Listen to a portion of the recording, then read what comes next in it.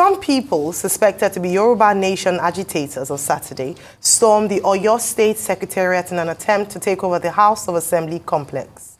The agitators stormed the Secretariat, with some of them dressed in military uniform. Reports say they engaged in a shootout with members of Western Nigeria Security Network, also known as Amotekun, and the police before they were eventually overpowered. The agitators had earlier taken over the Assembly complex premises and hoisted their flag before the arrival of backup security personnel. The police and Amotekun officials later put the situation under control. Oyo State is calm. His Excellency Governor Unimaginable is on top of the situation. What I think happened is that some miscreants, probably on cheap drugs, had seized the opportunity of a function being held at the House of Chiefs to come here as probably they're part of the people holding the function, only for them to turn out to be found that they are hoodlums in camouflage. And when they are challenged, they also challenge the security people. Thank God there is an overwhelming presence of the security, the police, the commissioner of police. Everyone here came on time. We've seen that they've been joined by the military operation post and they are protected. I use this opportunity on behalf of our Speaker, Right Honorable Bode, and Oyo State Governor, to appreciate Nigeria Police and all the security forces, the Nigeria Army and Amotekun, all the security agencies, all of them, they came to the House of Assembly to rescue the situation and by now, at least, things are being in good control. Action that is taking place at this point in time is not being reasonable, because if we have to reason very well, at least the man in charge of this country today, that is the president, is a Yoruba man, which even if we have any restructuring, many things that are taking place in Nigeria now, the restructuring is one of the agenda of the president, to put everything in place. So if that is the case, we can only suggest whatever that we feel that we can put in place to make Nigeria better, for all the region to live peacefully, and for all the region, for all of us to enjoy this country. Meanwhile, the Nigerian army says it's arrested 9 members of the secessionist group and is on a steady manhunt for others on the run. The army disclosed this in a statement signed by the Director of Public Relations, Onyema Wachuku. The army said it arrested... All right, so the army had mentioned that it arrested the personnel involved in this agitation. Joining us now to discuss this further is Elder Statesman Chief Bode George, a retired Navy Commodore and former military governor of Ondo State. Good morning, sir, and welcome to the morning show.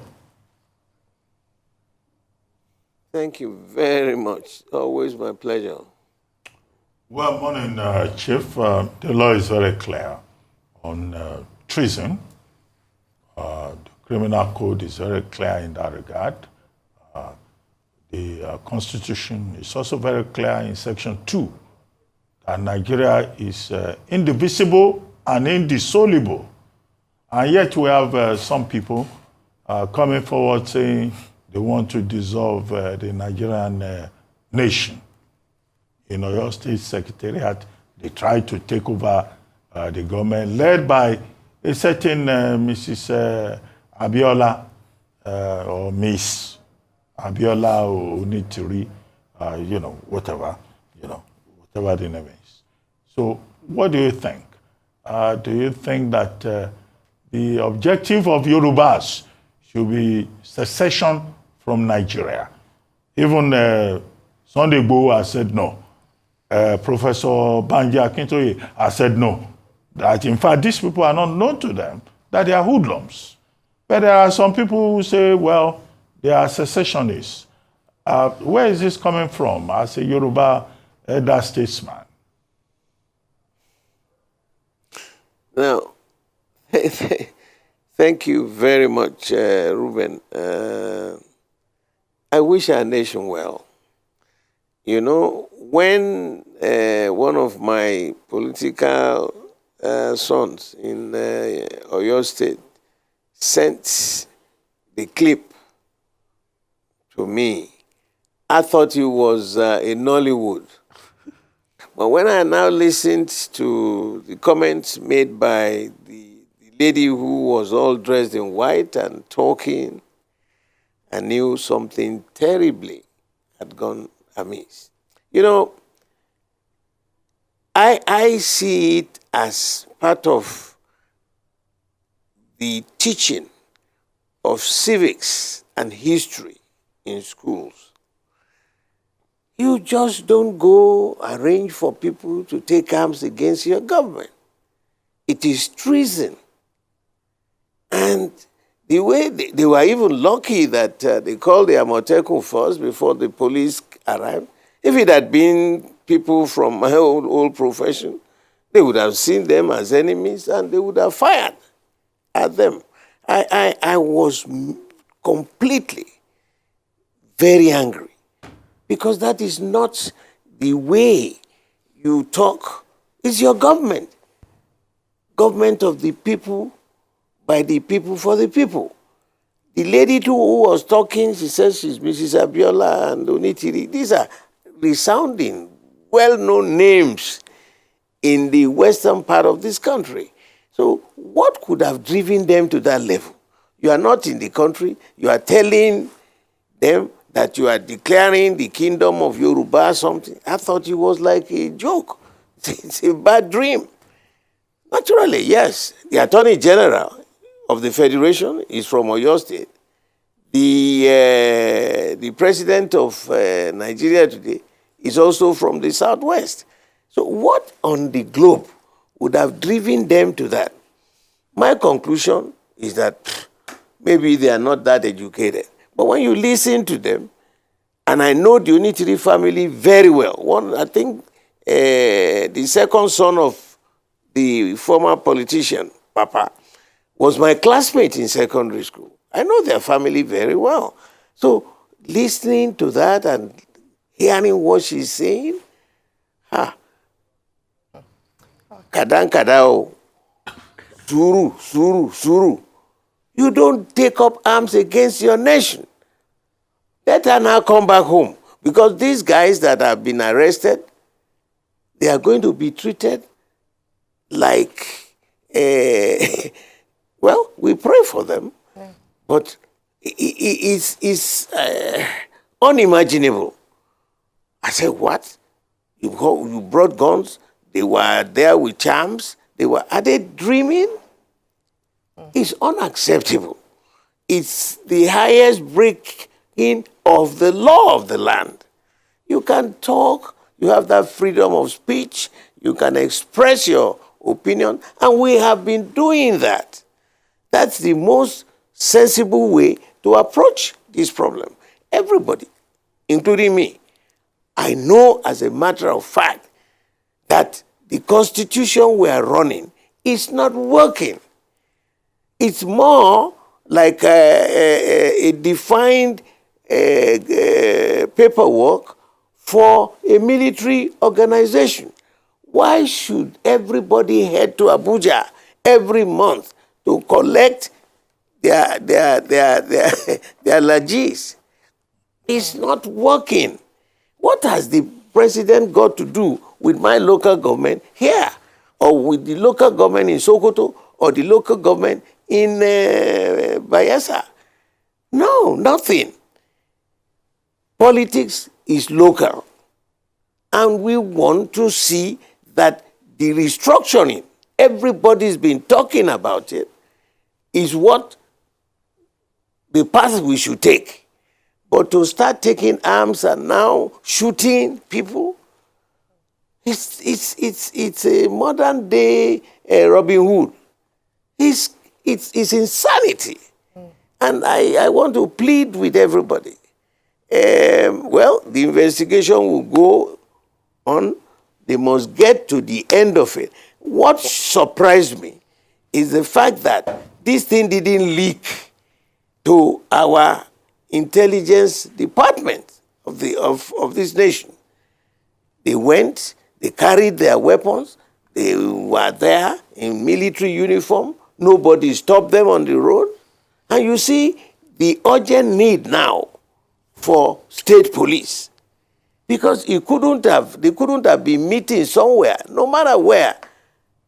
If we are well organized, like the state police, the SSS, they would have picked that and then come to terms and prevent it. But now they have carried it, they've gone beyond that. I don't know where they are going to be arraigned, but for real, it is treasonable. And the consequences for treasonable offenses is very damning. No, Very damning. For treason. And, was it? For treason, the criminal code says treason? death. Yeah, it is treason. For treasonable felony, under sections 37 to 41 of the criminal code, the law says life imprisonment. All right. Chief Bode, thank you so much. Thank you for your for just stating and opening up the conversation this morning, and a number of things you highlighted, which I'd like to investigate or probe further. The first thing is that this speaks to a bigger concern, like you highlighted, on security. And I was going to ask you, having served in that space before, that how could this have happened, where a group of people would be emboldened enough to wear uniform and approach the government secretariat in a state, and were able to get to that point where they got to before they were accosted by by the Amotekun, and then the police, the army, the police got involved. It is mind-boggling, because at what point should they have been stopped, or could they have been stopped? Does it mean that any group of people who had access to things can just decide to walk into the secretariat and make at least some form of headway before being apprehended? That's one. The second thing I wanted to ask is dry. What they've termed it, according to Mrs. Modupe Onitiri Abiola, who in that video self-proclaimed herself as a widow of Chief M.K. Abiola, and talked about the fact that they had been given authority by God to set up the Yoruba nation. What antecedents has she had? Has she had conversations with anyone? I mean, Dr. Bati had mentioned Chief Sunday Ogboho, Professor Akintoye have denied and just said they are not in that camp. Which kind of formation, or where did this formation come from? Were there any conversations heard? Were there whispers at all amongst the Yoruba community or community of elder statesmen like yourself? Thank you very much for your exposé. You know, what happened is a confirmation that we are, you know, in terms of policing, in terms of intelligence gathering, the personnel so far, there's a shortage. What is the total population of the Nigerian police? What is the total population of the intelligence department at the national and at the states? Every political discussion is local. The need to establish very urgently state police, this is it. Because the state police will be people drawn from the area. They know the culture, they know the norms, they know the do's and don'ts in the area, and information gathering would be much faster. You can see how on the globe, with all the weapons they collected, where did they get them from? Look at the number of cutlasses in their vehicles. Where did they come from? But now, I'm sure they will be going through interrogation. There was even a young lady who was part of them. And the woman who was talking, like I said, I know the Onitiri family very well. In fact, the second son of the head of the Onitiri group was my classmate. And so when she said she's an Onitiri, I said, this is a household name in Lagos. And that she's married to Abiola. What a combination. So what on the globe, what if she thoroughly believes in this concept of the operation, she should head home. We must find out to the depth who organized this. And until the 8th hour, when they now got there, started shooting with their flags, that arrested the attention of the public. Something is amiss. Something is amiss. So, first of all, when I was, and I'm almost 80 now, when we were in primary school, there was the teaching of civics, your responsibilities to your nation, and the responsibilities of the nation to yourself as an individual and to your general area. We learn basic things. But now, I don't know whether they teach civics and they don't, I'm sure they don't teach civics, they don't teach history. So how would these young men, be able to sensibly handle such discussions? And it didn't leak to the government until the 8th hour. Something is really amiss. Okay, sir. It is amiss. So Okay. we need to revisit ourselves as a country, revisit the programs you have for these children. If they had been taught the history, they would have known the consequences. When we had the crisis in Yoruba land, you remember the old fight between Baba Awolowo and Baba Kitola? Wait here. The birth of the Agbekoyas and all that. Wait here period, yes. Wait here, yeah. That's what is going on? So And I want to advise, Mr. President, just let them wake up. These things are meant, if you have had that as part of the curriculum for education, probably they will not be convinced to carry arms when you are not licensed to do it. okay, And sir. But the truth has to be said, sir. Yeah. I think you made a very important point, and that's going to be the first thrust of my question. The fact that we're not even ready to talk about our past. You're talking about history, and I laughed because history was taken out of our curriculum for so many years. I remember the film on Biafra, Half of a Yellow Sun, how the film went through the census board, and most parts of it was censored. So we're not even ready to talk about our past. How do we move to the future? That's number one. So here's the problem about education.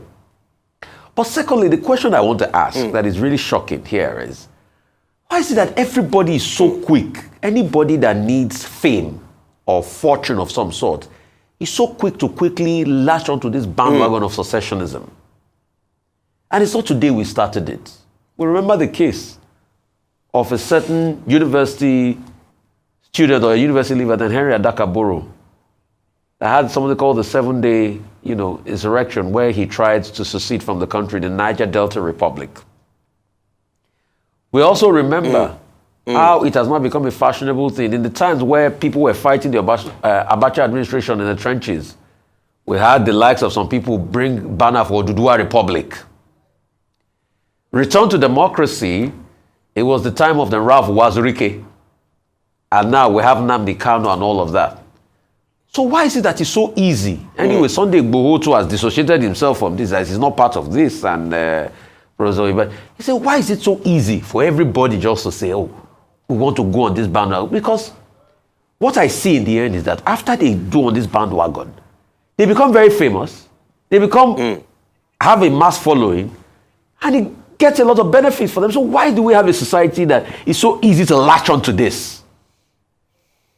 Because it's now become the new hustle. All of a sudden, we now know Anonitiri Abiola. It's now public glare now. So why do we have this? Ufai, thank you for that question. I don't know what the government thinks is doing about educating the society. Teach them. Explain to them. History is a subject that educates and strengthens your knowledge about your relationship with your other fellow Nigerians.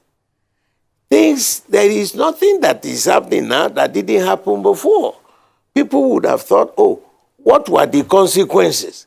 These are the things the teachers would have taught them in the class.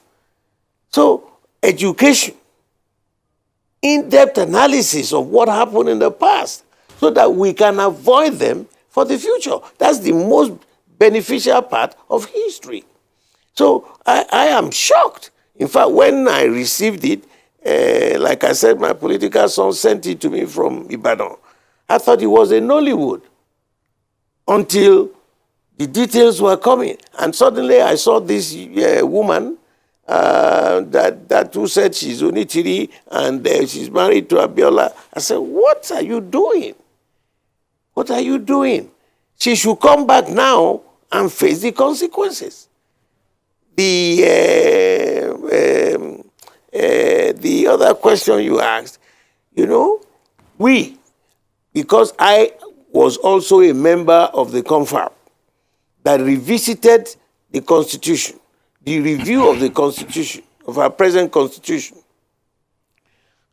all the discussions, and I am telling you, everything that was accepted, written in that document, we had a plenary session that they were unanimously accepted before they put them down in that document. Now, what is happening to that document today? Now, General Buhari received it from President Jonathan, and he said they should keep it in the archives. And I am openly now saying to President Tinubu to bring it out and open it for Nigerians to discuss about it. Because this constitution will lead us nowhere. Everybody, okay, take my state, with the largest population in this country. We have only 20 local governments. Ogun, that is next door, their population is not even up to 1/4 of Lagos, also has 20 local governments. Now, take Kano. Kano, they are not, they don't have a population, but they have 44 local governments. Jigawa, that was created out of Kano, has about 24, 26. And every local government collects money from the federation account. For God's sake, every political discussion is local. So let us get back. Let's give the powers back to the people. These guys, maybe they were misinformed when they were trying to recruit them. And they just thought, yeah, we go and fight. Fight for what? All the elders. Now, it's not only in the south But Chief, that you have this agitation. Chief, All right? In the north now, I have seen so many of the younger generation Chief. who are now widely educated. Chief, And they are saying that this structure we are running is not working. Chief, Because it's not working, what are you going to do, Mr. President? Chief, I guess. It's on your table. Chief, I guess. All, Chief, if you let's can hear me. revisit it. I know for real, if we execute those prayers there, Chief this George? nation will be better. Chief George, if you I can. know that because I was part of it. Chief George, if you can hear me. Now, two things. Now, Chief Sunday Igboho has said he doesn't support what happened in Oyo State. Professor Banji Akintoye has also said he does not support it. He doesn't even know where Mrs. Abiola is coming from. Well, I don't know which Abiola our own is, but in the course of the week, we'll probably be able to establish the proper identity, whether she's actually the wife of the same man who wanted progress for Nigeria. Now, but do you think that you elders are innocent in this matter? You yourself, you've always supported Yoruba interests. You've always argued for Yoruba irredentism. You know, there's a play called Kinjeketile. It's a Tanzanian play, 1989, by Dr. Ibrahim Hussein, East Africa, you know. Say, look, when you utter a word, you don't know how far it will travel. So I mean, the whole point about that play is about the power of the word in the context of the Maji revolution in Tanzania. So you Yoruba elders, your good self, Professor Akintoye, Sunday Igboho, you say we are defending Yoruba interests, you are defending Yoruba interests. Are you not guilty also? Because you don't know how these things work out. Again. Okay, we'll take a short break. When we return, Chief Olabode George, Elder Statesman, will be here to respond to that question.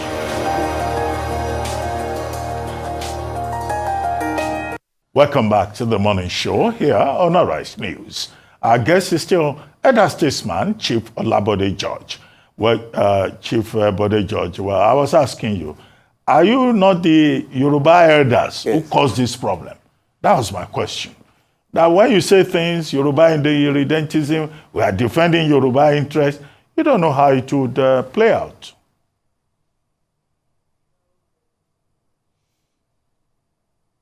You know, that is not fully correct.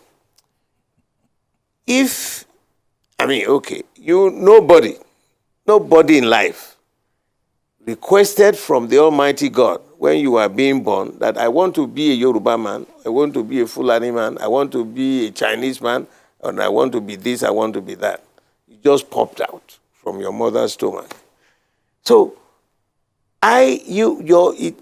the goodness of life that you treat your neighbor as yourself. What you would not like to be done to you, don't do it to any other human being. That is my own concept of existence. Yes, if we see that things are not going on right, and there is no justice, fairness, and equity in the land, you must say it out. Talk about it. Let them look at it. Okay, what is the Afenifere in Yoruba land? You have the Ijaw group, you have the Igbo group, you also have the Hausa Fulani group, the Arewa Consultative Forum, or Northern Elders Forum. So it is for the benefit of the people you are agitating. And that conference we went, who was there. Discussions went openly.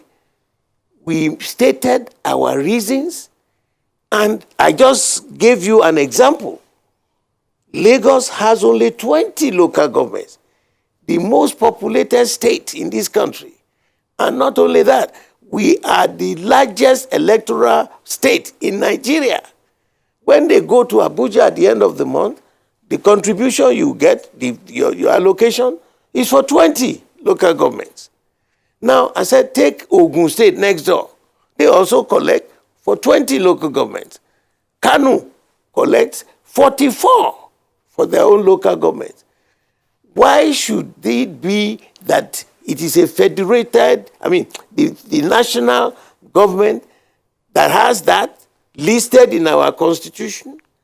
Should the local government activities be the responsibility of the villa? No. That it should be the government of that state. If you like, create 100 local government. That will be your responsibility to cater for them. Right. And look at what they do in the United States that we copy. Every county, in every state, you have some that can afford to have a bicameral, the Senate and the Assembly. There are certain states, they don't have enough money, they can only handle one of the chambers. Take California, the 6th largest economy in the world. All right, sir. Compared with the smallest state in America, state of Maine.